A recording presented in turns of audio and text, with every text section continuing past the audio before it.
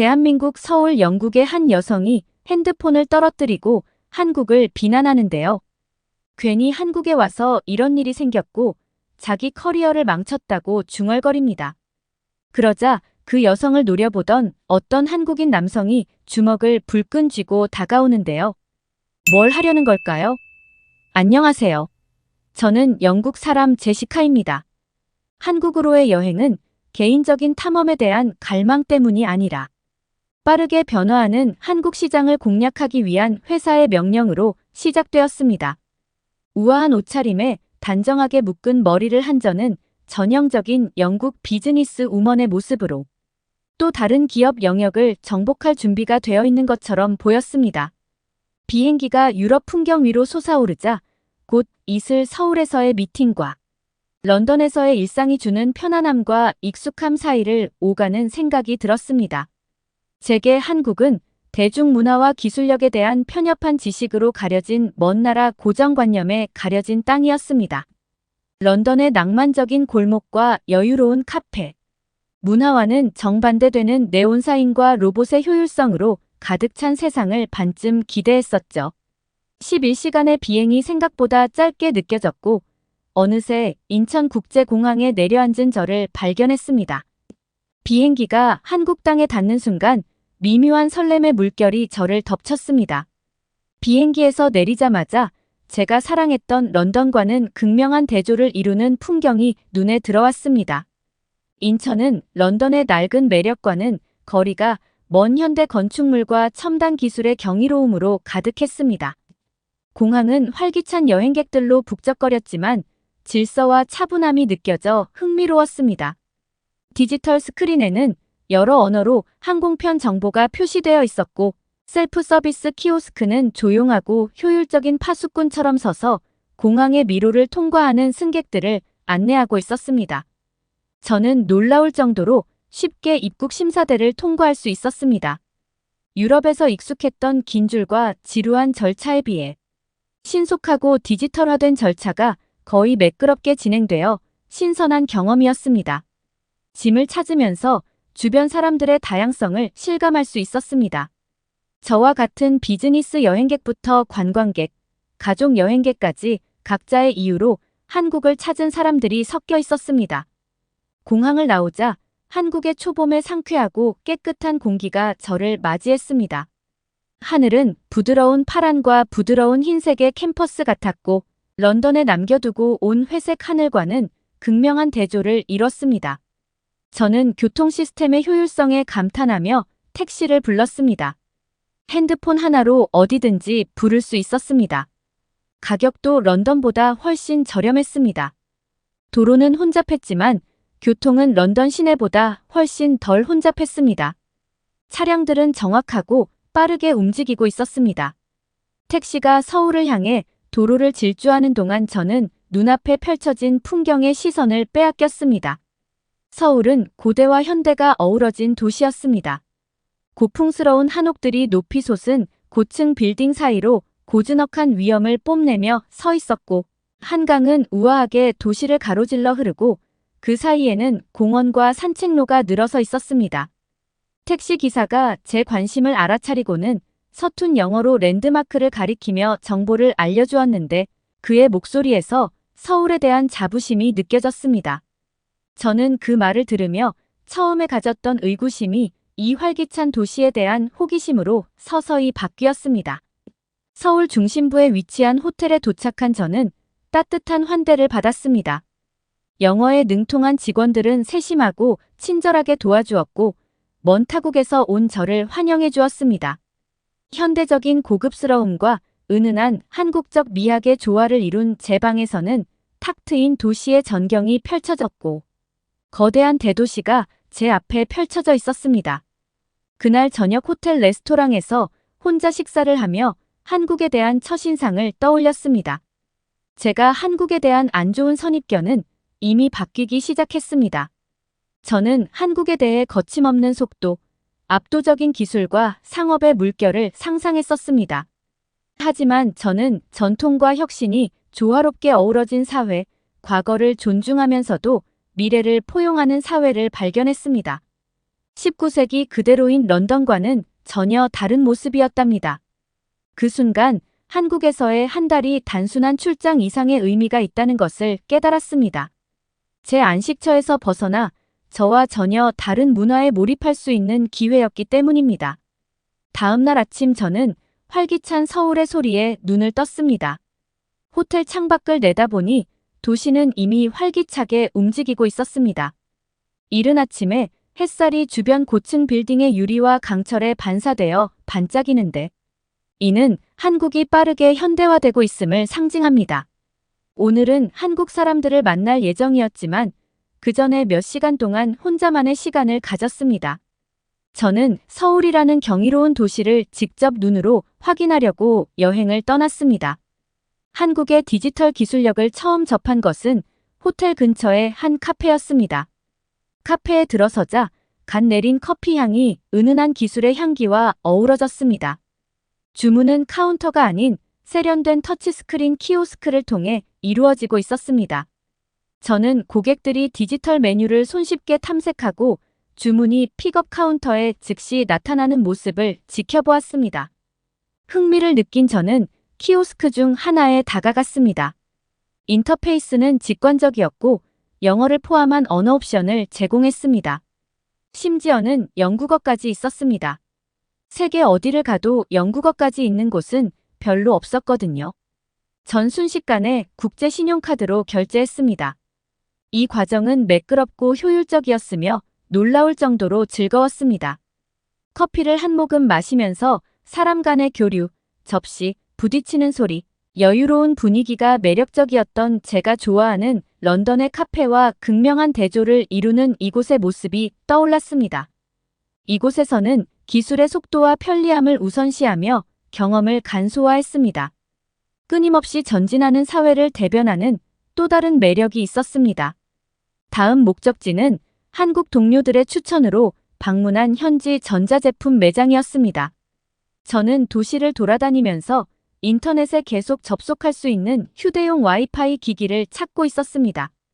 매장은 최신 기기로 가득 찬 기술 애호가들의 천국이었습니다. 매장 직원은 제가 가장 적합한 기기를 고르는데 도움을 줄 뿐만 아니라 시간을 내어 기능을 설명해주고 그 자리에서 바로 설정해 주었습니다. 계속 둘러보면서 서울에는 기술이 어디에나 있다는 사실에 놀랐습니다. 도시 경관을 장식하는 디지털 광고판부터 여러 언어로 정류장을 안내하는 스마트 버스까지 기술은 일상생활 곳곳에 녹아 있었습니다. 서울은 모든 순간의 혁신을 수용하여 삶을 더 쉽고 더 빠르고 더 연결되게 만드는 도시였습니다. 그날 오후 비즈니스 미팅을 준비하면서 오전의 경험을 되돌아보았습니다. 한국에서 기술은 단순히 기계와 효율성에 관한 것이 아니라 연결된 사회를 만드는 것이라는 것을 깨달았습니다.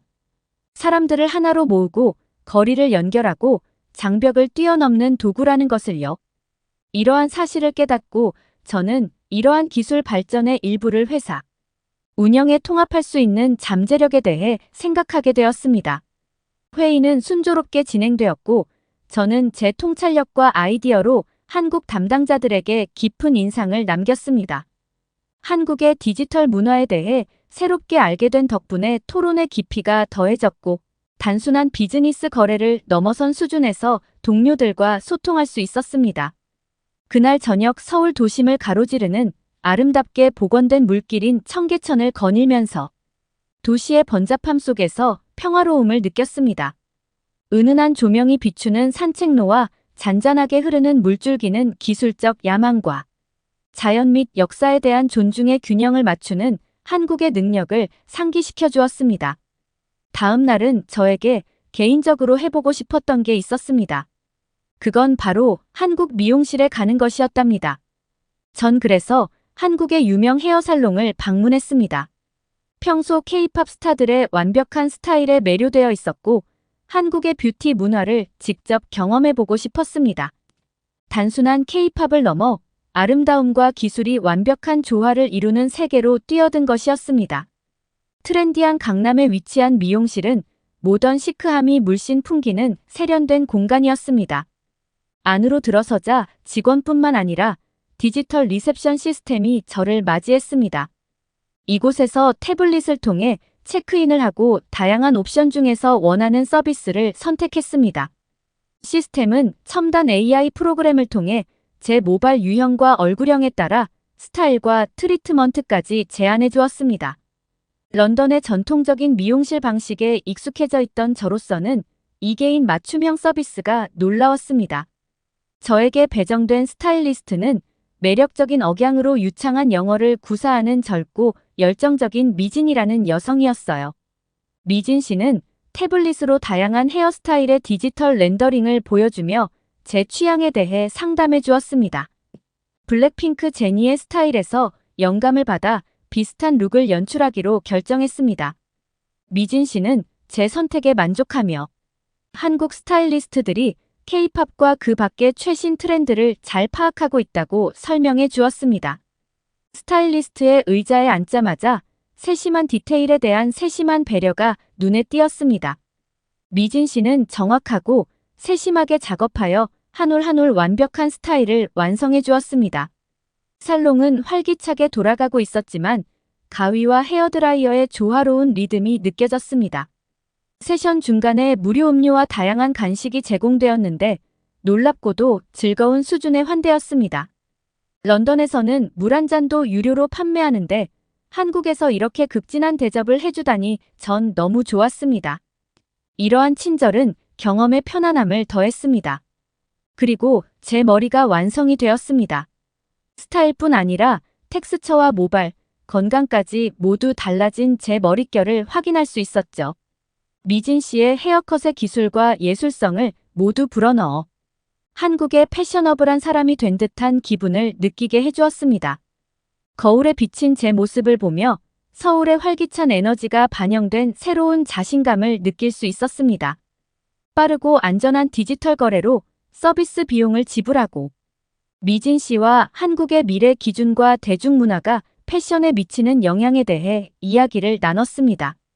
한국 사회와 그 가치에 대해 더 깊은 통찰력을 얻을 수 있는 유익한 대화였습니다. 미용실을 나오면서 저는 활력을 되찾은 기분이었습니다. 이 경험은 단순한 신체적 변화를 넘어 한국 미용의 우아함과 세련됨을 강조하는 문화적 몰입이었습니다. 또한 한국 문화의 특징으로 인식하기 시작한 전통과 혁신의 조화를 강조하는 시간이었습니다. 호텔로 돌아오는 길에 런던에서의 생활이 떠올랐습니다. 이번 여행이 제 외모뿐만 아니라 나와는 다른 문화를 바라보는 시각과 이해에 있어서도 저를 어떻게 변화시키고 있는지 깨달았습니다. 서울이 첨단 기술과 번화한 거리의 도시가 아니라 아름다움과 전통, 혁신이 어우러져 진정으로 독특한 무언가를 만들어내는 곳으로 보이기 시작했죠. 다음 날은 저에게 또 다른 깨달음을 가져다 주었습니다. 분주한 서울의 거리로 나가면서 저는 한국 생활의 독특한 측면, 즉 도시에 스며든 안정과 신뢰감을 절실히 느끼게 되었습니다. 그것은 간단한 행동에서 시작되었습니다. 저는 간단한 아침 식사를 위해 길가의 고풍스러운 카페에 들렀습니다. 페스트리와 커피를 들고 테이블에 앉았을 때 손님이 주문하는 동안 노트북, 스마트폰, 가방을 테이블에 두고 가는 것을 발견했습니다. 런던에서는 이런 행동이 완전히 어리석은 행동은 아니더라도 위험한 행동인데요. 이렇게 놓고 간다면 물건들은 바로 사라집니다. 하지만 한국에서는 그런 행동이 일상적인 것 같았습니다. 호기심이 발동한 저는 옆 테이블에 앉은 현지인과 대화를 나누었습니다. 수민이라는 이름의 젊은 직장인 여성은 서울에서 절도가 전혀 없는 것은 아니지만 타인의 재산과 개인 공간을 존중하는 문화가 강하다고 설명했습니다. 이러한 태도는 어릴 때부터 몸에 배어 있어 사람들이 일반적으로 안전하고 안심할 수 있는 커뮤니티를 만들었다고 그녀는 말했습니다. 저는 서울 거리를 걸으며 이러한 신뢰, 문화를 보여주는 다른 작은 지표들을 발견하면서 이 점을 곰곰이 생각했습니다. 물건을 밖에 진열해 놓고 아무도 없는 상점 주인이 잠그지 않은 채 방치된 자전거, 심지어 학교 후 아무렇지도 않게 집으로 걸어가는 아이들까지 런던에서 익숙했던 조심스러운 경계심과는 완전히 대조적인 모습이었죠. 이러한 관찰을 통해 저는 이러한 안정감이 가져다주는 자유에 대해 더 폭넓게 생각하게 되었습니다. 특히 여성들이 밤늦은 시간에도 여유를 가지고 돌아다니는 모습이 눈에 띄었습니다. 카페와 레스토랑은 개인 안전에 대한 불안감 없이 저녁을 즐기는 사람들로 활기차게 돌아가고 있었습니다. 낮에 저녁으로 바뀌면서 저는 서울의 밤 문화를 직접 경험해 보기로 했습니다. 저는 활기찬 거리와 골목을 탐험하며 밖으로 나섰습니다. 간판과 광고판의 네온 사인이 밤하늘을 밝히는 등 도시는 활기가 넘쳤습니다. 하지만 번잡함 속에서도 위협이나 위험은 전혀 느껴지지 않았습니다. 저는 작은 술집과 식당으로 가득한 활기찬 지역에 들어섰습니다. 이곳에서는 친구, 가족, 심지어 혼자 온 손님들까지 모두 편안하고 만족스러운 분위기에서 밤을 즐기는 모습을 볼 수 있었습니다. 저는 길거리 포장마차의 일종인 포장마차의 공동 테이블에 앉았는데 사람들은 저를 친근하게 고개를 끄덕이며 미소로 맞이해 주었습니다. 그곳에 앉아 현지 음식과 소주를 음미하며 주변 사람들과 대화를 나누었습니다. 번역 앱의 도움과 몸짓으로 언어의 장벽은 쉽게 극복되었고 우리는 이야기와 웃음을 나누었습니다. 한국 문화의 공동체적이고 포용적인 정신을 느낄 수 있는 따뜻한 경험이었어요. 나중에 호텔로 돌아오는 길에 저는 해방감을 느꼈습니다. 두려움 없이 도시를 탐험하고 경험할 수 있는 자유는 제가 누리지 못했던 사치였습니다. 번화한 거리와 고즈넉한 공원, 최첨단 기술과 뿌리 깊은 전통이 공존하는 서울은 깊은 안정감과 자유로움을 느낄 수 있는 곳이기도 했습니다. 주말에 유서 깊은 도시 경주로 여행을 계획했지만 무거운 여행 가방을 들고 다닐 생각에 두려움이 앞섰습니다. 그때 저는 서울에 개발한 서비스 하나인 관광객을 위해 특별히 고안된 수화물 운송 시스템을 발견했습니다. 호텔에서 이 서비스를 알게 되었는데 호텔에서 캐리어를 픽업해 경주의 숙소까지 직접 배달해준다는 설명을 들었습니다. 가벼운 여행을 할 수 있다는 말에 호기심과 안도감을 느낀 저는 이 서비스를 이용하기로 결정했습니다. 이용 절차는 의외로 간단하고 저렴했습니다. 간단한 양식을 작성하고 영국에서 비슷한 서비스를 이용할 때 지불할 것으로 예상되는 금액의 절반도 안 되는 돈을 지불하면 끝나는 것이었어요. 경주에 도착하자마자 제 짐은 숙소에 도착한다고 하더라고요. 짐을 맡긴 후 저는 서울을 좀 더 자유롭게 돌아다니기 위해 출발했습니다.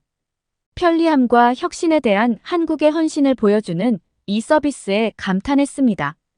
단순히 기술적인 측면뿐만 아니라 일상생활과 여행에서 편리하게 해결해 준다는 점이 인상적이었습니다. 그래도 솔직히 약간의 걱정은 있었습니다. 경주에 갔는데 없으면 어떻게 하지? 그래도 저는 이 서비스를 믿기로 했습니다.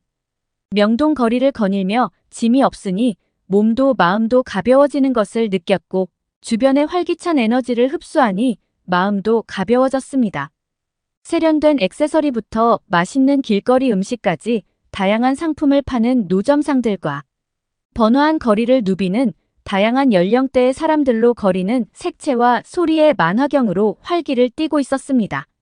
그날 늦은 오후 활기찬 거리를 내려다보는 아늑한 카페에 앉아 서울의 전통과 현대적 요소가 완벽하게 통합된 모습을 떠올렸습니다. 서울은 문화유산을 유지하면서 미래를 포용하는 독특한 방식으로 균형을 이루고 있었는데 저는 그 균형이 매력적이면서도 감탄스러웠습니다. 다음 날 경주에 도착했을 때 이미 호텔에 제 여행 가방이 놓여 있는 것을 보고 깜짝 놀랐습니다. 서비스의 효율성과 신뢰성에 깊은 인상을 받았습니다. 여행이라는 큰 틀에서 보면 사소한 부분이었지만 여행 경험을 크게 향상시켰습니다. 경주에 머무는 동안 저는 한국의 풍부한 역사에 푹 빠져들었습니다. 고대 사찰을 방문하고 전통 건축물에 감탄하고 지난 시대의 이야기를 속삭이는 울창한 정원을 거닐었죠. 경주의 역사적인 분위기와 서울의 현대적인 활기가 대조되면서 한국의 문화적, 역사적 깊이에 대해 더 깊이 이해할 수 있었습니다. 불국사와 석굴암 정말 아름다운 곳이었습니다. 유적지를 둘러보면서 서울에 있는 서비스의 편리함과 성경 지명에 대해 생각했습니다. 수화물 운송 시스템은 사려 깊음과 혁신, 그리고 사람들의 요구에 대한 깊은 이해가 어우러진 도시 그 자체에 대한 것이었습니다. 서울로 돌아와서 저는 서울에 대한 새로운 감사를 느꼈습니다. 단순히 기술 발전의 장소가 아니라 주민과 방문객을 배려하고 사려 깊은 서비스와 솔루션을 통해 삶을 더 쉽고 즐겁게 만들어주는 도시로 보였기 때문입니다. 그날 저녁 호텔방에서 휴식을 취하며 제 경험에 대해 일기를 썼습니다. 제가 경험한 편리함과 배려, 옛것과 새것의 완벽한 조합, 미래를 내다보면서도 사람들을 돌보는 것을 잊지 않는 도시에 있다는 느낌에 대해 썼습니다. 그리고 어느 날 저녁 늦은 시간 휴대폰을 떨어뜨려 화면이 깨져 더 이상 사용할 수 없게 된 것이죠. 이 사고로 인해 저는 모든 정보가 들어있는 핸드폰을 사용할 수 없게 되었을 뿐만 아니라 다음 날 중요한 비즈니스 미팅이 예정되어 있었기 때문에 패닉 상태에 빠졌습니다. 답답하고 불안한 마음에 저는 호텔 직원에게 제 처지를 이야기했습니다. 놀랍게도 직원은 믿을 수 없을 정도로 빠른 배송 서비스로 유명한 국내 대표 이커머스 플랫폼인 쿠팡을 통해 새 휴대폰을 주문하는 것이 좋겠다고 제안했습니다. 말도 안 된다고 생각했지만 절박했던 저는 호텔 컴퓨터의 도움을 받아 쿠팡에 접속했습니다. 영어를 포함한 여러 언어로 볼 수 있는 옵션이 있는 사용자 친화적인 웹사이트를 발견했습니다. 몇 분 만에 새 휴대폰 갤럭시를 선택하고 구매를 완료했습니다. 예상 배송 시간은 다음 날 이른 아침까지였는데 유럽에서 며칠씩 기다리는 것에 익숙한 제게는 놀라운 약속이었습니다. 다음 날 아침에 일어나 보니 제 휴대폰이 이미 호텔 리셉션으로 배달되어 제가 수령할 준비가 되어 있었습니다. 서비스의 효율성과 속도는 제 눈에는 기적과도 같았습니다. 자칫 재앙이 될 수도 있었던 상황이 한국의 발전된 이커머스 인프라 덕분에 이렇게 신속하고 원활하게 해결되었다는 사실에 감탄했습니다. 이 경험을 통해 서울 생활의 또 다른 측면, 즉 기술적으로 발전했을 뿐만 아니라 사람들의 요구에 놀라울 정도로 빠르게 반응하는 소비 문화에 눈을 뜨게 되었습니다. 거의 즉각적인 서비스를 제공하는 쿠팡의 배송 시스템은 효율성과 고객 만족을 중시하는 한국 사회의 모습을 반영하고 있었습니다. 저는 하루 종일 이 경험을 한국에서 익숙했던 것과 비교할 수밖에 없었습니다. 런던에서는 이런 상황이 발생하면 보험금 청구 절차가 길어지고 휴대폰 매장을 방문해야 하며 며칠 동안 휴대폰 없이 지내야 할 수도 있었을 것입니다. 하지만 서울에서는 번거로움을 최소화하면서 몇 시간 만에 문제가 해결되었습니다. 이 사건을 계기로 서비스 지향적 문화에 대한 깊은 성찰을 하게 되었습니다. 이렇게 빠르게 물건을 받을 수 있다는 것은 편리함뿐만 아니라 안정감과 신뢰감도 제공했습니다. 이는 혁신과 고객 관리에 대한 한국의 노력을 보여주는 증거였으며 저는 이러한 점이 점점 더 매력적으로 느껴졌습니다. 제 휴대폰을 손에 들고 비즈니스 미팅에 참석하면서 한국 동료들과 제 경험을 공유했습니다. 그들은 정중하게 관심을 가지고 경청하며 한국에서는 이러한 서비스가 보편화되어 있다고 설명했습니다. 그들에게는 일상적인 삶의 일부였지만 저에게는 서비스와 기술의 한계를 끊임없이 넓혀가는 사회를 엿볼 수 있는 놀라운 경험이었죠. 그날 저녁 그날의 일들을 되돌아보며 한국에 도착한 이후 한국에 대한 인식이 크게 바뀌었다는 것을 깨달았습니다. 매일 한국 사회의 효율성과 역동성에 대한 새로운 인사이트를 얻었습니다. 서울의 디지털 세련미부터 한국 사람들의 따뜻함, 놀라운 서비스 대응력까지 한국은 미래를 포용할 뿐만 아니라 현재의 필요를 깊이 배려하는 국가라는 것을 스스로 드러내고 있었습니다. 어느 한 초등학교의 교실에서 집단의 초등학생 무리가 한 동양인 아이를 놀리면서 야유를 보내고 있습니다. 하지만 동양인 아이는 영어를 할 줄 모르는 것인지 아무 말도 못하고 그냥 듣고만 있는데요. 갑자기 아이가 눈물을 흘리며 교실 밖으로 뛰쳐나갑니다. 도대체 무슨 일이 있었던 것일까요? 안녕하세요. 저는 현재 미국 뉴욕주에 사는 쉐빌리라고 합니다. 저에게는 재혼으로 인연을 맺게 된 새 아들 승욱이가 있는데요. 승욱이 아빠를 만나게 된 것은 제가 주일미군 기지에 있던 시절이었습니다. 그 당시 주일미군에서 사무직 직원으로 일하던 한국 국적의 남편과 친해지게 된 건 젊은 나이에 사별하고 홀로 아이를 키우고 있다는 공통점이 있어서였습니다. 친구 사이로 시작했지만 점점 이성적인 호감을 느낀 저희는 연인 사이로 발전하여 결혼까지 하게 되었습니다. 다시 미국으로 발령나면서 조국으로 돌아가게 된 저는 승욱이와 한국인 남편을 데리고 입국했습니다. 제가 키우는 딸 줄리와 아들이 된 승욱이, 한국인 남편, 저 이렇게 네 식구가 함께 생활하게 됐죠. 승욱이는 해외에서 처음 살아본다고 무척 좋아했습니다. 아이가 낯선 환경에 적응하기 힘들까봐 걱정했던 저는 무척 즐거워하는 모습에 안심했습니다. 그런데 미국에서 생활한 지 넉 달이 넘어갔을 때쯤 승욱이의 얼굴이 처음 미국 왔을 때와 다르게 점점 표정이 어두워지고 말이 없어지는 겁니다. 승욱이에게 무슨 일이 있냐고 물었지만 억지로 웃으며 아무 일도 없다고 말할 뿐이었죠. 뭔가 심상치 않음을 느낀 저는 승욱이를 잘 관찰했습니다. 표정을 보니까 휴일이나 주말처럼 가족과 함께 지내는 날엔 문제없는데 평일에만 유독 표정이 안 좋더라고요. 바로 깨달았습니다. 학교에서 무슨 일이 있다는 걸요. 저는 당장 담임 선생님께 찾아갔습니다. 담임 선생님은 처음에는 승욱이한테 무슨 일이 없냐는 제 질문에 곤란해 하시더니 결국 솔직하게 털어놓으셨습니다. 진실은 충격적이었습니다. 승욱이가 아빠에 대한 소문 때문에 학교에서 이미지가 좋지 않아 괴롭힘을 당하고 있다는 것이었습니다. 승욱이 아빠에 대한 소문은 승욱이와 동급생인 한 미국인 소년으로부터 시작되었습니다. 그 아이는 승욱이 아빠가 일본에서 여자들에게 웃음과 술을 파는 일을 하는 남자 호스트였다고 말했습니다. 예전에 자기가 이사 오기 전에 미군과 결혼한 일본 여자가 옆집에 살고 있었는데 동네 사람들이 문란한 여자라고 엄청나게 수군거렸다는 겁니다. 이미지가 안 좋을 수밖에 없었던 게 그 여자는 미군 기지 근처에 있던 클럽에서 일하는 여자였다고 합니다. 미군 클럽에서 일하는 한국 여자들은 대부분 남자를 상대하는 그런 일을 하는 여자였기 때문에 동네 사람들도 그 여성을 안 좋게 보았던 것이죠. 또한 일본에는 한국 남자가 술집에서 호스트로 일하는 경우도 많다고 저희 남편도 그럴 것이라고 생각했다고 합니다. 저는 이 소문을 듣고 격렬하게 화냈습니다. 미군 클럽에서 일하는 사람들이 그런 일에 종사하는 사람들이 많은 건 사실이었습니다. 하지만 미군과 결혼한 사람들이 모두 클럽에서 일한 호스트는 아니었습니다. 오히려 우리 남편은 그런 것과 전혀 거리가 먼 똑똑한 모범생 타입의 남자였습니다. 미군 기지에 사무직이 되려면 기본적으로 영어를 잘해야 했으며 경력도 있어야 했습니다. 미국에서도 어렵지 않게 일자리를 구할 만큼 능력 있는 여자인데 이런 취급을 당하다니요.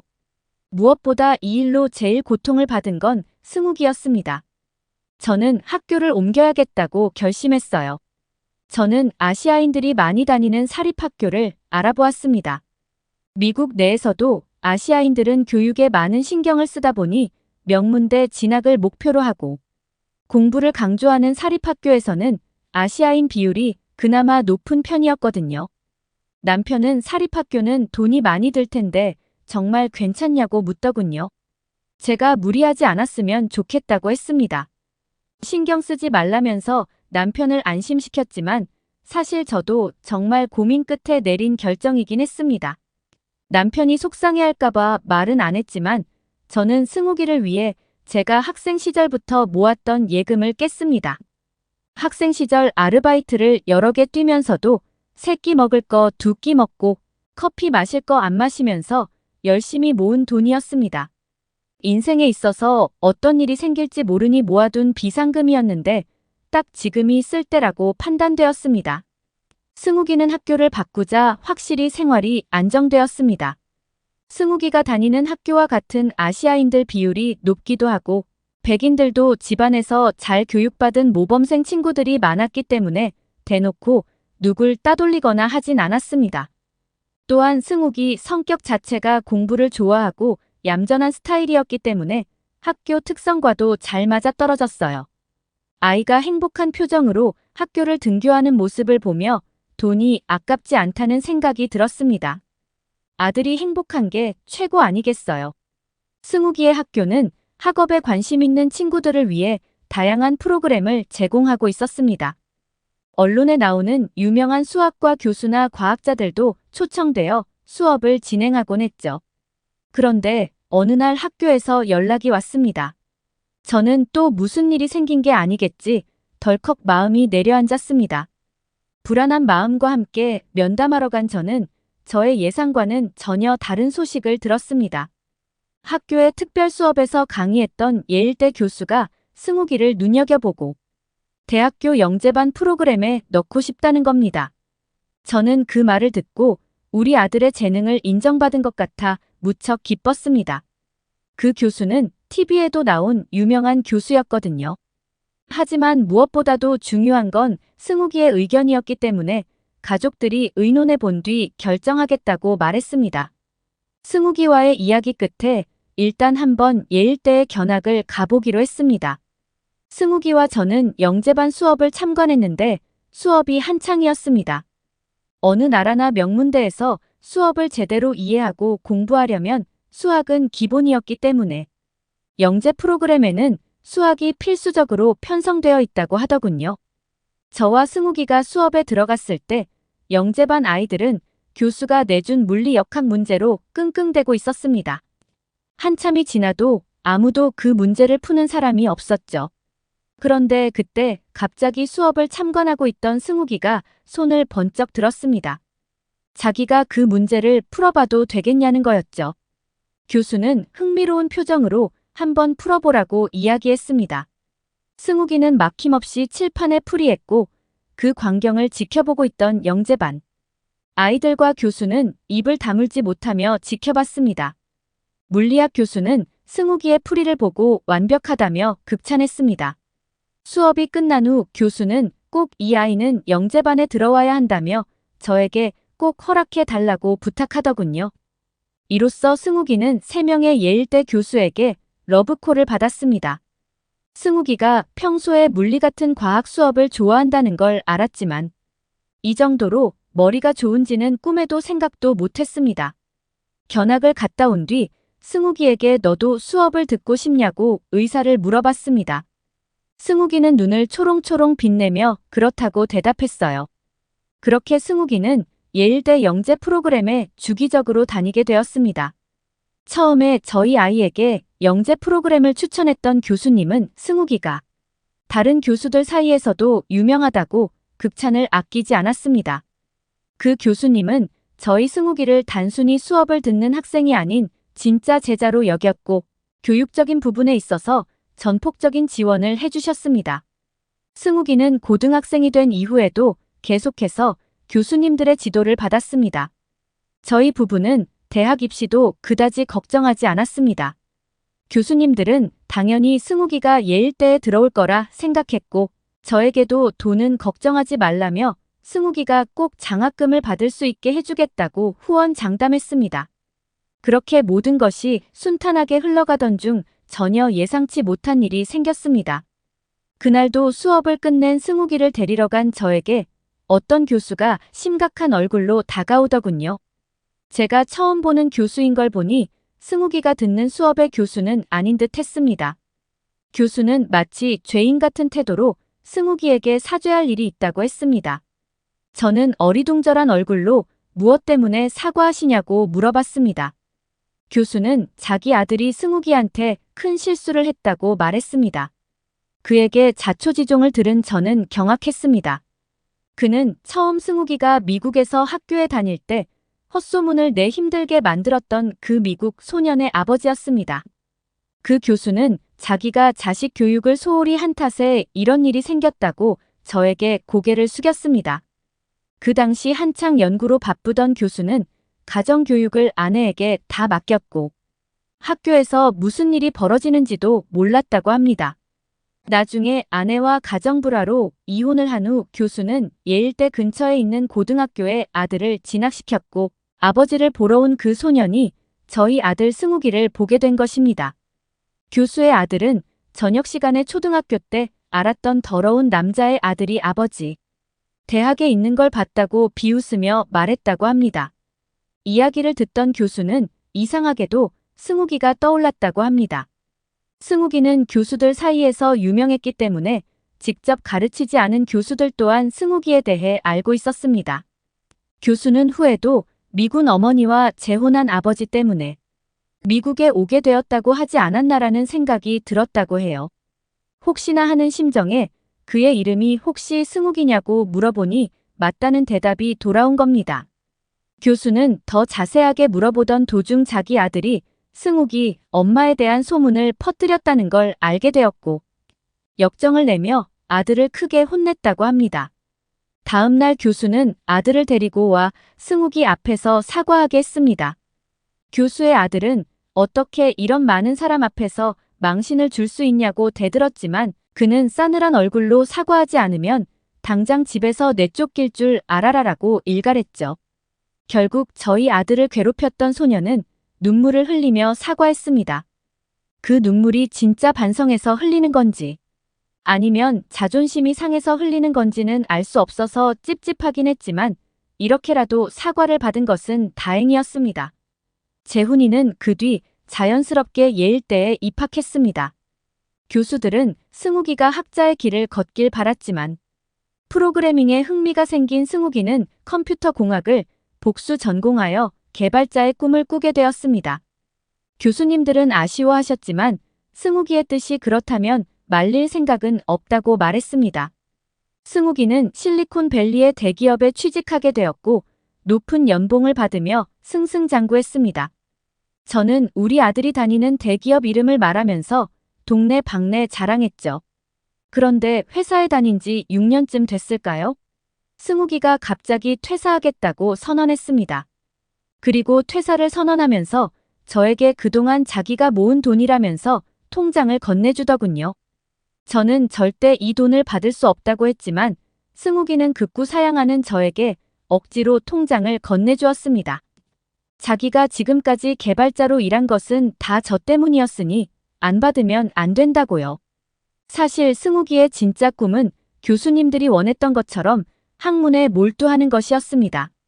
그러나 학문의 길을 걸으면 저에게 보답하기 힘들 것 같다고 생각해 돈이 되는 개발자 일을 택한 것이었습니다. 승욱이는 성인이 되고 나서야 군인의 월급으로 비싼 사립학교에 보내면서 가족의 생계를 책임지는 게 얼마나 힘든 일인지 실감하게 되었다고 합니다. 저희 남편도 승욱이와 단둘이 있을 때면 내가 그런 좋은 학교에 간 것은 다 어머니가 희생해서다라고 말해줬다고 해요. 승욱이는 저에게 꼭 보답하고 싶었고 그 보답을 위해 개발자로 몇 년 동안 일했다고 합니다. 저는 승욱이가 이렇게 깊은 생각을 하고 있다는 것에 무척 감동하여 오열했습니다. 승욱이는 저를 꽉 안아주며 어머니가 앞으로도 아버지랑 행복하게 살았으면 좋겠다고 말했어요. 현재 승욱이는 생계를 위해 프리랜서 개발자 일을 하면서 대학원에 들어가 공부도 병행하고 있습니다. 대학원 공부와 일을 동시에 한다는 게 쉬운 일이 아닌데 정말 대단한 아이예요. 우리 아들이 앞으로는 자신의 꿈을 마음껏 펼치길 바랍니다. 한국의 한 가게 안에서 외국인으로 보이는 한 여성과 가게 점원이 실랑이를 벌이고 있습니다. 점원은 외국인에게 마음대로 해보라는 듯이 가게에서 내쫓고 외국인 여성은 억울하다며 외국어로 소리치고 있는 상황인데요. 과연 무슨 일이 있는 것일까요? 안녕하세요. 저는 화폐 가치가 폭락한 베네수엘라에서 평범하게 회사 생활을 하고 있는 줄리아라고 합니다. 회사 생활하며 회사 공장 설립 때문에 중국에 출장 갔다가 사기를 당했고 또 몇 년 뒤 한국에 방문한 지금 한국에서 같은 수법의 사기를 치려는 한국인을 만났습니다. 그때 있었던 일들에 대해서 말씀드려 볼까 합니다. 제가 베네수엘라에 가게 된 것은 일 때문에 갔었습니다. 저희 회사는 PCB를 생산하는 회사입니다. 전자제품에 들어가는 기판을 PCB라고 하죠. 그리고 인건비가 많이 저렴한 중국의 공장을 건설하기 위한 계획을 진행하고 있었습니다. 업무 때문에 중국에 가야 했고 처음 일주일 정도만 예상했던 일이 중국 사람들 특유의 느릿느릿한 업무 처리 속도 때문에 지장이 생기기 시작하여 결국 한 달 가까이 중국에 체류해야 했습니다. 다른 남자 직원들은 기간이 늘어져서 짜증을 내는 것 말고는 별다른 문제는 없어 보였습니다. 그들은 그저 호텔의 세탁을 맡길 수 있는지 그게 중요해 보였습니다. 남자들은 그것만 해결되면 아무런 지장이 없어 보였죠. 하지만 여자인 저는 남자들이 모르는 몇 가지 고충이 따로 있었습니다. 한 달을 체류한다면 중간에 생리도 해야 하는 것. 부터 일주일만 계획되어 있던 출장 기간에 맞춰서 화장품을 작은 용기에 소분해 와서 사용하느라 딱 일주일치만 가지고 있는 상황이었죠. 이럴 때 보면 그냥 로션 하나 챙겨서 오는 남자분들이 부럽기도 하고요. 하여튼 하는 수 없이 근처 번화가로 나가보기로 했습니다. 하지만 상점가가 몰려있는 번화가는 찾아볼 수 없었죠. 무작정 택시를 타고 근처 화장품 가게에 아무데나 데려다 달라고 했습니다. 기사님은 자신있게 출발했습니다. 사실 택시를 타러 나오면서부터 이미 스하고 더운 날씨에 힘이 빠져 도착해서 뭘 사야 될지 빠뜨려서 다시 오는 일이 없도록 체크를 계속했습니다. 체크를 마치고 이제 도착할 때쯤 되지 않았나 싶은 생각이 들었습니다. 하지만 택시는 계속 쌩쌩 달리고 있었습니다. 갑자기 불안감이 엄습해왔습니다. 이거 잘못된 거 아닌가? 남자 직원 보고 같이 가자고 할 걸 그랬나? 그렇게 한참을 불안에 떨었고 결국 화장품 가게에 도착했습니다. 안도의 한숨을 내쉬었죠. 그리고 기사님이 호텔에 바로 돌아가냐고 저한테 물었습니다. 여기서 물건만 사고 바로 돌아갈 거라고 하니 기다리겠다고 했습니다. 그리고 미터기를 끄는 걸 보여주면서 리셋이라고 말씀을 하셨습니다. 기다리는데 돈을 받지는 않겠으니 자기 택시를 타라 이런 뜻이라고 이해했죠. 생각해보니 호텔로 돌아가려면 또 택시를 타야 하는데 또 다른 택시를 타느니 이 기사님의 차를 다시 타는 게 낫겠다는 생각을 했죠. 솔직히 이때까지는 기사님한테 고마움도 느꼈습니다. 택시기사님이 미워졌던 나쁜 일화는 잠시 뒤에 말씀드리고 화장품 가게 이야기를 해보려고 합니다. 그렇게 화장품 가게에 들어갔습니다. 아무리 한 달이지만 기본적인 베이스 화장품부터 해서 파운데이션, 파우더, 스킨, 로션, 생리대, 여성 청결제 등 다양한 종류의 화장품과 여성용품을 골라서 장바구니에 넣었죠. 문제는 여기서 시작됩니다. 상냥하게 웃으며 저를 맞이해준 상인은 계산을 해주면서 아주 많은 샘플 화장품을 더 챙겨 넣기 시작했습니다. 샘플치고는 일반적인 화장품 병처럼 생겼지만 다 샘플로 넣어주는 줄 알았죠. 베네수엘라에서도 화장품을 많이 사면 마찬가지로 후하게 샘플을 챙겨주기도 하니까요. 아시아 국가들의 화장품 가게가 샘플에 후하다는 이야기를 들은 적도 있고 제가 온갖 종류의 화장품을 다 샀기 때문에 그만큼 서비스를 많이 챙겨주는 줄 알았습니다. 웃으며 챙겨주시는 아주머니의 표정을 봐도 별다른 상황이 아니었죠. 사실 너무 많이 넣어주시는 것 같아서 몇 개를 빼달라고 했지만 웃으면서 더 챙겨 넣어주시는 사장님의 성의를 무시하는 것 같아서 회사 동료들에게 나눠줄 생각을 했습니다. 너무 여자 것만 챙겨주는 것 같아서 죄송하지만 남자 것도 좀 챙겨주실 수 있나요? 말씀드렸죠. 맨이라는 단어를 알아들은 사장님은 또 다른 데서 남자 화장품을 몇 개 더 가져오셨습니다. 결국 비교적 심플했던 장바구니가 이제는 한 보따리가 되어 한 손에 들기도 힘들어진 상태가 되었죠. 그리고 계산 카운터 옆에 비자카드 마크가 있는 걸 보고 비자카드가 되냐고 물었죠. 사장님은 웃으면서 카드를 받아들고 카드로 결제를 해주셨습니다. 카드 영수증에 서명을 요청하셨고 저는 당연히 서명을 했습니다. 영수증을 챙겨서 나왔죠.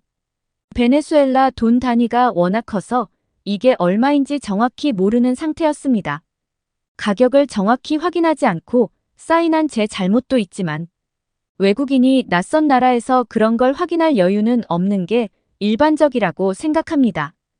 그리고 솔직히 베네수엘라 물가가 많이 저렴해서 화장품 가격이 비싸봐야 얼마나 비싸겠냐는 생각이었죠. 기분 좋게 가게를 나왔습니다. 그리고 저를 데려오셨던 택시기사님의 차를 다시 타고 호텔로 돌아왔습니다. 나중에 호텔에 돌아와서 화장품을 정리하며 봉투 안에 있는 영수증을 구경해봤습니다. 영수증에 빼곡히 적혀있는 물품 목록에 이거 뭔가 이상한데라는 생각이 들었죠. 제가 사지 않은 화장품의 이름들이 빼곡히 적혀 있었습니다. 그리고 중국 돈으로 보이는 신용카드 영수증이 보였습니다. 몇만 볼리바르인지 계산을 해보았죠. 480만 볼리바르였습니다. 한국 돈 약 70만 원. 제 월급이 1800만 볼리바르인데 중국의 화장품 가게에서 480만 볼리바르가 결제된 것이죠. 샘플인 줄 알고 받아왔던 모든 화장품들을 제가 제 돈 주고 산 경우였습니다. 손이 떨리고 서러움에 눈물이 났습니다. 사기 피해를 당했다고 생각했습니다. 회사 동료들에게도 제가 당했던 일을 말했고 같이 호텔 카운터로 내려가서 도움을 요청했죠. 베네수엘라 현지 경찰이 와서 호텔 측에서 도움을 주어 대화를 할 수 있었습니다. 영수증에 제 서명까지 들어가 있었고 영수증의 물품 목록과 제가 가지고 있는 물건들이 모두 일치했습니다. 누가 보더라도 정상적인 구매를 한 것이죠. 억울함을 호소했지만 외국 사람이 겨우 몇십만 원 돈 가지고 째째하게 군다며 부자 아니냐. 그런 식으로 말을 하고는 도와줄 수 없다고 그냥 돌아갔습니다. 어딜 가나 부자 나라에서 왔는데 뭐가 문제냐며 같은 물건을 팔아도 외국인한테는 더 비싸게 받고 그걸 항의하면 그거 너희한테 얼마 안 하잖아 하는 분위기는 정말 싫었던 이곳이었습니다. 심지어 그런 말을 경찰이라는 사람들도 하다니. 알고 보니 택시기사와 화장품 가게 사장의 합동 사기 행각이었습니다. 택시기사는 이런 상점들 몇 개와 일종의 계약을 맺고 제가 결제한 금액의 일부를 나눠받는 방식이었죠. 그리고 손님을 몰고 오면 그 상점에서는 샘플인 것처럼 서비스인 것처럼 끼워 팔아 결제를 유도하죠. 그리고 외국인들이 돈 단위가 너무 커 암산이 바로 안 되는 베네수엘라 돈의 특성을 이용해 정신없게 만든 뒤 계산을 하고 바로 택시를 태워 보내버리는 그런 수법 말이죠. 어쩐지 돌아가는 차 안에서 택시기사가 웃으며 저에게 말을 걸고 과하게 친절하다고 느꼈습니다. 장거리 왕복 손님을 잡아 기분이 좋아서 그러신가 보다 했는데 속으로는 저를 얼마나 조롱했겠습니까? 그것도 모르고 남자 화장품 작은 거 하나를 선물로 드렸거든요. 너무 억울하고 서러워서 눈물이 났습니다. 회사 사람들 앞이라 안 오려고 했지만 마음대로 안 되더군요. 그렇게 중국에서의 사기 사건은 제가 고스란히 피해를 감당하고 끝이 났습니다. 그렇게 제 첫 아시아 국가 방문은 정말 최악 중에 최악이었습니다. 그 뒤로 몇 년 동안 아시아 국가들에 대한 이미지는 정말 나빴습니다. 아시아에서 무슨 일이 터졌다는 뉴스가 나오면 그 사람들에 대한 안타까움보다 당해도 싸다라는 생각을 가졌죠. 저한테 한국이라는 나라도 예외는 아니었습니다. 요즘은 어딜 가나 한국 음악과 드라마가 아주 인기입니다. 저는 그런 한국 문화를 절대 수용하지 않습니다. 겉만 화려하고 속은 알 수 없는 족속들이라고 생각했죠. 친구들이 한국에 대한 것들을 소개시켜 주려고 하면 건성으로 듣고 흘려버렸죠. 그러다가 한국에 출장을 갈 상황이 생겼습니다. 회사 대표님이 힘들게 PCB 기술이 더 뛰어난 한국의 다른 회사에 견학을 갈 기회를 잡아내셨거든요. 원래 동일 업종 회사의 공장과 연구시설을 보여주는 건 거의 불가능한 일이지만 저희 회사 제품은 제3국에 판매되는 저렴한 전자제품에만 쓰이고 있고 한국처럼 고도의 기술이 집약된 전자제품을 만드는 게 아니라며 시장이 다르다고 긴 시간 끝에 설득을 해서 한국의 한 회사와 기술교류차 견학을 갈 수 있게 되었죠. 저는 당연히 이번 출장은 가지 않겠다고 말씀드렸지만 특별한 사정이 없는 한 무조건 참석이라는 지시에 따를 수밖에 없었죠. 저는 회사에서 가장 먼저 한국행 비행기를 타야 했습니다. 제가 하는 일이 그런 일이죠. 먼저 도착해서 숙소를 잡아놓고 식당을 예약해놓고 한국 회사와 일정을 조율하는 건 말이죠. 이번만큼은 쉽게 당해주지 않겠다는 다짐을 하고 한국에 왔습니다. 한국에 오자마자 숙소를 잡고 식당을 예약하기 위해 한 식당에 들렀습니다. 대표님이 특별히 생선구이집을 맛있는 데로 찾아서 꼭 예약해 놓으라. 그래서 인터넷으로 검색을 하고 생선구이집에 갔습니다. 그리고 자리에 앉아서 고등어 한 마리를 주문했습니다. 저는 분명히 고등어를 시켰음에도 불구하고 고등어와 관련이 없는 음식들이 작은 그릇에 담겨 6가지나 나왔습니다. 그리고 예전에 친구가 일본에 여행을 갔었는데 서비스인 줄 알았던 작은 그릇에 담겨 나온 반찬들이 모두 유료였다는 말도 생각났죠. 내가 주문하지도 않은 것은 공짜인 척하지만 알고 보니 유료였던 베네수엘라 대 경험과 친구가 말해준 일본에서의 경험으로 이건 똑같은 사기 수법이라고 알 수 있었습니다. 역시나 아시아 국가 아니랄까봐 이런 짓거리는 아시아 공통이구나 싶었습니다. 기가 차서 팔짱을 끼고 음식들을 노려보고 있었습니다. 잠시 뒤 메인 요리 고등어와 밥도 나왔습니다. 밥이 그릇에 꾹꾹 눌려 딱딱해 보였고 고등어를 시켰음에도 불구하고 이런 걸 준다는 건 뭐일까요? 당연히 돈을 받겠다는 신보죠.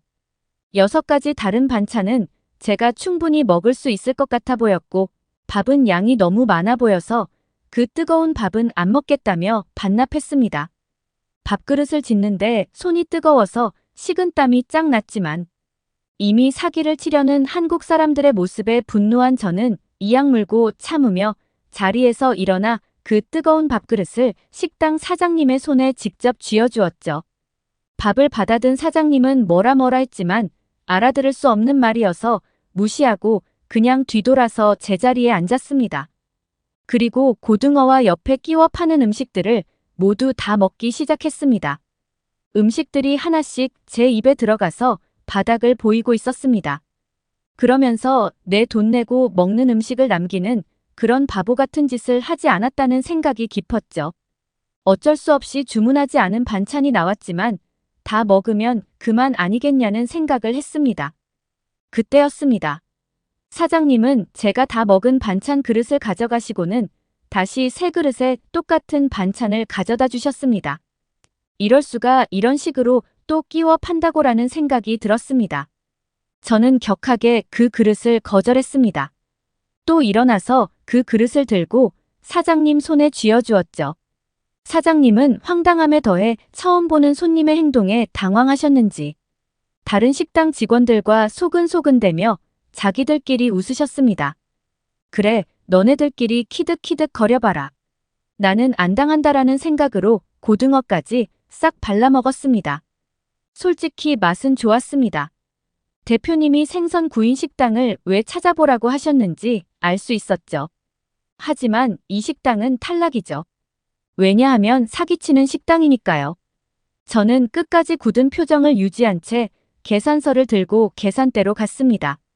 고등어 8,000원에 반찬 6개니까 개당 2,000원씩 해서 총 2만원쯤 나오겠다는 생각을 했죠. 8,000원짜리 식당에 왔는데 2만원을 받으려는 생각과 참 절묘하게 2만원을 맞추네. 대단한 사람들이라는 생각을 했습니다. 그리고 카드로 결제한 사장님은 영수증이 나와도 그걸 주지 않고 카드만 돌려주셨죠. 화가 났습니다. 여기는 그래도 영수증까지 주면서 손님을 농락하지는 않네. 하지만 너네도 똑같아 하는 마음으로 영수증 왜 안 주냐고 소리를 질렀죠. 여자 사장님은 깜짝 놀라서 눈을 감고 표정을 찡그리셨죠. 그리고 카드 위에 걸쳐있는 영수증을 제 손으로 찢어들고 당당하게 밖으로 걸어 나갔습니다. 그 가게를 나와서 영수증을 봤는데 8,000원이 결제되어 있었습니다. 잠시 동안 가만히 서서 머릿속에서 혼란이 밀려오고 아무런 생각이 나지 않았습니다. 하나씩 정리해보기 시작했습니다. 고등어가 8,000원에 나머지 것들이 모두 포함된 가격이었나? 그렇다면 내가 실수한 건데. 제가 식당에서 했던 행동이 떠오르면서 뭔지 모를 부끄러움이 밀려왔고 뛰어서 그 자리를 떠났습니다. 식사하는 내내 저를 신기하게 보던 식당 직원들과 사장님의 표정도 이제서야 알 수 있었죠. 다음 날 다른 식당에 가서 한국의 식당은 어떤 시스템인지 확인해 보기로 했습니다. 이번에는 김치찌개 집에 방문해 주문을 했습니다. 9,000원인 김치찌개를 주문했죠. 역시나 제가 주문한 것 이외의 다양한 반찬들이 아주 많이 나왔습니다. 역시나 밥이 따로 나왔고 이번에는 반납하지 않고 확인해 보기로 했습니다. 9,000원이 결제되면 밥 포함이고 더 나온다면 밥은 불포함이죠. 식사를 마치고 계산을 했습니다. 계산을 하는 게 이렇게 궁금하고 신기했던 적이 처음이었죠. 역시나 9,000원이 결제가 되었고 제가 그동안 의심했던 것들이 모두 오해라는 사실이 밝혀졌죠. 그리고 염치 없지만 다시 그 생선 가게에 가서 회사 사람들 포함 10명의 식사를 예약하고 나왔습니다.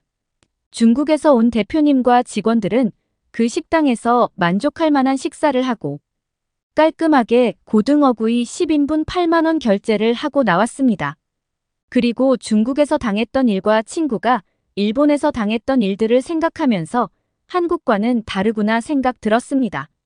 최소한 한국 사람들은 눈속임으로 남을 속이지 않는다는 사실 말이죠. 그리고 이미 제 친구들 사이에서는 유일하게 한국에 가본 사람이 된 저는 많은 관심을 받고 있죠. 이제는 한국 드라마나 음악에 대해서 친구들이 소개해주면 예전처럼 건성으로 듣는 게 아니라 관심을 가지고 즐기고 있죠. 과거 중국 여행 때문에 아시아에 대한 나쁜 편견이 있었는데 이제는 그런 게 전혀 없어졌고요. 물론 저에게 사기친 그 중국에 대한 이미지는 여전히 좋지는 않지만 아시아를 싸잡아서 생각하지는 않습니다. 한국 덕분에 제 편견도 깼고 한국에 다녀왔다는 이유로 잠시 인기 스타가 된 저를 보면서 반성도 많이 했습니다. 한국에서 사기당하는 줄 알았지만 그게 아니었다는 제 이야기를 들어주셔서 감사합니다. 저 사표 낼게요. 아니 이렇게 갑자기 관두면 어떡해. 그동안 노예처럼 부려먹으셨잖아요. 저는 여행하러 떠납니다. 여기 지긋지긋한 회사를 때려치고 여행을 다니는 프랑스 여성이 있습니다. 그녀는 여행의 대미를 장식할 장소로 대한민국의 연평도를 택하는데요. 연평도가 품은 자연의 아름다움에 빠진 것도 잠시. 이 프랑스 여성은 강풍주의보 때문에 뱃길이 막혀 섬에 갇히고 맙니다. 그리고 섬에 혼자 머물러 있는 여성의 숙소에 누군가가 문을 두드리는데요. 무서워진 그녀는 자기도 모르게 침을 꼴깍 삼키며 누구세요? 라고 묻습니다. 하지만 상대방은 전혀 답변하지 않습니다. 대체 이 시간에 누가 그리고 또 어떤 목적으로 찾아온 것일까요? 안녕하세요. 저는 프랑스에 사는 카나리아라고 합니다. 오늘 저는 여러분들에게 제가 한국에서 겪은 특별한 이야기를 하나 들려드릴까 하는데요. 능력을 인정받으며 열심히 회사 생활을 했던 저는 어느 날 갑자기 환멸을 느끼고 회사를 관둬버렸습니다. 상사가 제가 열심히 일해서 읽어낸 프로젝트 성과를 가로채서 자신의 이름으로 보고했기 때문입니다. 화가 난 저는 당장 가서 따졌지만 상사는 오히려 저한테 앙심을 품고 사내 정치를 통해 저에 대한 악의적인 루머를 퍼뜨려 회사에서 고립시켜버렸습니다. 믿었던 동료들마저도 상사의 말만 믿고 저를 비난하기 시작했죠.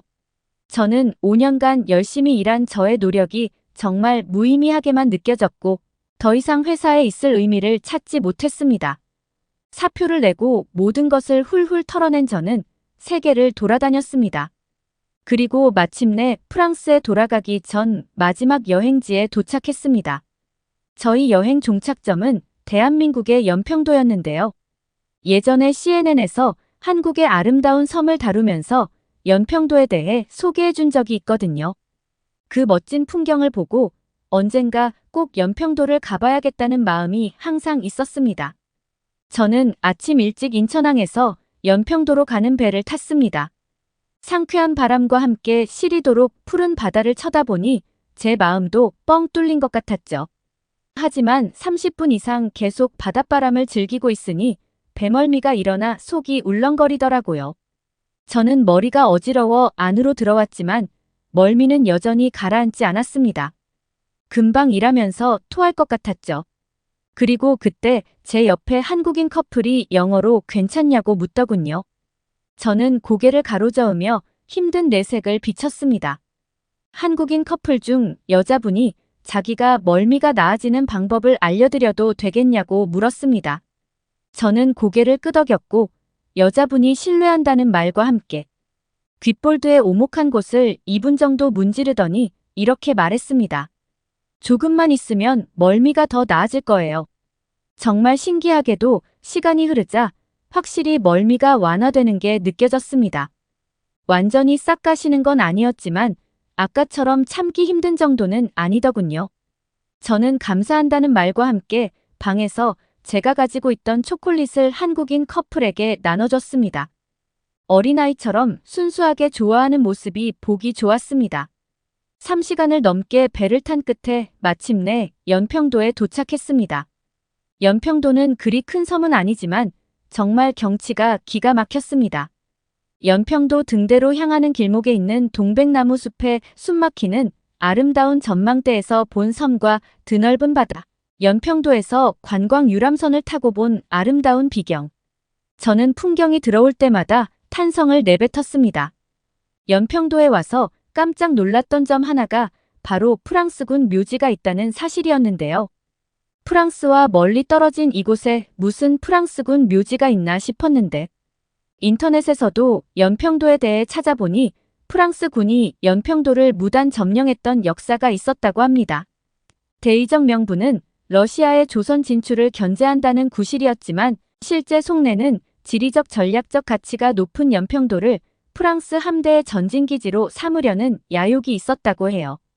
프랑스는 22개월 동안 연평도를 불법 점령했었고 철수한 후에도 불법 점령에 대한 반성과 사과가 전혀 없었다고 합니다. 수많은 나라를 정복하고 다니며 해가 지지 않는 나라라는 명성까지 있었던 프랑스. 하지만 그만큼 다른 나라를 침략하고 수탈하여 많은 이들에게 고통을 주기도 했습니다. 연평도의 역사를 들으니 저도 모르게 프랑스인인 것이 조금 부끄러워지고 또 반성이 되기도 했습니다. 행복하지만 뜻깊은 시간을 보내고 다음 날 저는 다시 육지로 가는 배를 타려고 했습니다. 저는 쿨럭거리며 항구로 향했는데요. 멋을 부리고 싶고 예쁘지만 조금 얇은 옷차림으로 하루 종일 돌아다녔더니 전날 저녁부터 감기 기운과 몸살 기운이 있더라고요. 그런데 오늘 배가 운항하지 않는다는 청천벽력 같은 소식이 들린 겁니다. 강풍주의보가 떴다면서 배가 뜨기 어려울 것 같다는 이야기를 남겼습니다. 오늘 아침부터 바람이 거세서 뭔가 심상치 않긴 했는데 설마 배를 못 탈 거라고는 상상도 못했죠. 저는 난감했습니다. 저에게는 이제 한국 봄이 별로 없었어요. 호텔에서 1박을 하고 돌아가는 표를 사기엔 돈이 부족했습니다. 육지로 건너가 은행에서 환전할 생각이었는데 이 섬에는 환전을 해주는 곳도 마땅히 없었습니다. 나중에서야 안 사실이지만 한국에는 더 싼 민박집들이 있었는데 저는 이때 아무것도 모르고 연평도에서 자려면 호텔에서 자야 한다고 생각했거든요. 저는 막막한 심정으로 정처 없이 성을 돌아다니며 방법을 생각했습니다. 몇 시간을 생각한 끝에 저는 다시 호텔로 돌아가 도움을 요청했습니다. 나중에 돈을 보낼 테니 1박만 더 머무르면 안 되냐고 하니 호텔에서는 좀 난감한 표정을 짓더군요. 호텔의 입장도 충분히 이해했기 때문에 저는 군말 없이 뒤돌아 나가려 했습니다. 그때였습니다. 웬 할머니 한 분이 저를 붙잡고 몰라 말씀하셨습니다. 차림새와 들고 있는 걸레를 보니 이 호텔에 청소부가 탔죠. 제가 말을 못 알아듣자 할머니는 답답한 듯 가슴을 치더니 호텔 직원을 불러왔습니다. 호텔 직원은 할머니의 말을 알아듣고 저에게 번역을 해주더군요. 할머니가 한 말은 자기 집에서 자지 않겠냐는 것이었습니다. 저는 노트를 하지 않아도 된다는 안도감에 한숨을 쉬며 휴대폰 번역기를 이용해 할머니에게 감사한다는 말을 전했습니다. 할머니는 저를 작지만 아늑한 시골집으로 안내했습니다. 그리고 눈에 보기에도 맛있는 밥과 국, 그리고 김치전을 내놓으셨습니다. 할머니가 해준 김치전은 매콤하면서 바삭해 무척 맛있었지만 많이 먹지 못했습니다. 몸 상태가 많이 안 좋았거든요. 계속 기침이 나오기도 했습니다. 약을 먹어야 할 것 같은데 섬이라 그런지 약국은 일찍 문을 닫았고 저는 그저 누워 끙끙대는 수밖에 없었습니다. 할머니는 아픈 저를 걱정하셨지만 저는 괜찮으니 들어가서 쉬시라고 이야기했죠. 어느새 깊은 밤 일찍 잠자리에 누웠지만 눈만 감고 있을 뿐 잠이 오질 않았습니다. 그리고 갑자기 문을 두드리는 소리가 들렸습니다. 저는 무기처럼 작은 목소리로 할머니예요라고 말했습니다. 그런데 상대방이 아무 대답을 하지 않는 거예요. 정적이 몇 초간 흐른 뒤 다시 문을 두드리는 소리가 났습니다. 더 세게 두드리는 소리였습니다. 저는 갑자기 할머니가 아닐 수도 있다는 생각이 들었고 덜컥 겁이 났습니다. 생각해보니 지금이 밤 12시인데 할머니가 지금 이 시간에 깨실 이유가 없었죠. 저는 무서워져서 떨리는 목소리로 다시 누구세요? 라고 물어봤습니다. 그런데 상대방은 아무런 대답이 없었습니다. 제 숨소리 이외에는 들리지 않는 방 안. 갑자기 문고리가 돌아가는 소리가 들렸습니다. 저는 벌벌 떨고 있었고 이불을 아예 뒤집어 써버렸죠. 마침내 방문이 열리고 발소리가 들리기 시작했습니다. 발소리는 언뜻 듣기에도 한 사람의 것이 아니었습니다. 저는 이 집에 강도가 들었구나 싶었습니다. 침착하려고 애썼지만 저절로 떨리는 몸의 움직임이 도저히 멈춰지지 않았습니다. 제 심장 박동이 쿵쾅쿵쾅거리는 것도 느껴졌습니다. 저는 속으로 제발 살려주세요. 살려주세요라고 외치기 시작했어요. 하지만 그때 익숙한 사람의 음성이 들렸습니다. 바로 할머니의 목소리였습니다. 어떤 내용인지 정확히 알 수 없었지만 저를 걱정하는 말투 같았어요. 저는 이불을 걷어내고 천천히 일어났습니다. 방 안에는 할머니와 웬 남자 한 명이 있었습니다. 남자는 제 방 불을 켜고 있었죠. 저는 대체 무슨 일인가 싶어 어리둥절했습니다. 사정은 이랬습니다. 할머니는 제가 방에서 계속 콜록콜록거리고 끙끙거리는 소리를 듣고 너무 걱정이 되어 같은 섬에 살고 있는 막내 아들에게 밤중에 찾아가 혹시 집에 간 계약이 없냐고 물으셨다고 합니다. 막내 아들은 할머니가 밤중에 찾아온 걸 보고 무척 깜짝 놀랐다고 합니다. 할머니는 막내 아들 부부가 같이 살자고 해도 자기는 패 끼치기 싫다면서 고집을 부리시는 분이셨다고 해요. 할머니는 일부러 막내 아들 집에서 멀리 떨어진 곳에 살고 계셨고 걸어가는 데만 무려 40분이 넘는 거리였습니다. 그 40분이 넘는 거리를 제가 걱정된다고 약을 구하러 막내 아들 댁까지 가신 거였어요. 자초지종을 들은 막내 아들은 할머니와 함께 집에 있는 감기약을 들고 저를 찾아온 것이었죠. 제가 감기약을 먹는 동안 할머니는 이마에 흐른 땅을 습관으로 조심조심 닦아주셨습니다. 저는 눈물이 핑 돌았습니다. 저는 회사를 퇴사하면서 인간에 대한 신뢰를 잃어버리고 시니컬한 성격이 되었는데요. 저의 뒤통수를 친 상사가 퍼뜨린 안 좋은 소문을 믿고 저를 멀리하던 동료들.